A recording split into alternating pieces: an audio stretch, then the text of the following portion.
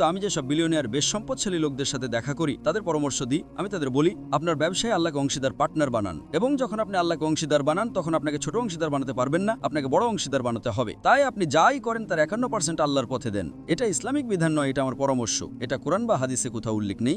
আল্লাহ কোরআনে সূরা বাকারা অধ্যায় 2 আয়াত 261-তে বলেছেন, যে ব্যক্তি আল্লাহর পথে একটা শস্য দানা বপন করে আল্লাহ তাকে 7টি শীষ দেবেন, প্রত্যেকটিতে 100টা করে দানা থাকবে, 700 গুণ। কোন ব্যবসায় 700 গুণ মানে 70,000% লাভের সমান? কোন ব্যবসায় আপনি 70,000% লাভ করেন? আল্লাহর পথে বিনিয়োগ করুন এবং দেখুন আল্লাহ কিভাবে আপনাকে ফেরত দেন। তাই আমাদের মুসলিমদের আল্লাহর উপর বিশ্বাস থাকা উচিত। আমাদের অর্থ এবং বিলাসিতার উপর নির্ভরশীল হওয়া উচিত নয়। এটাকে আমাদের নির্ভরতার কেন্দ্র বানাবেন না। আল্লাহ যদি আপনাকে দেন তবে এর বেশিরভাগই আল্লাহর পথে ব্যয় করুন, এবং আপনি দেখবেন আপনি এই পৃথিবীতে এবং আখিরাতে কেমন সাফল্য লাভ করবেন।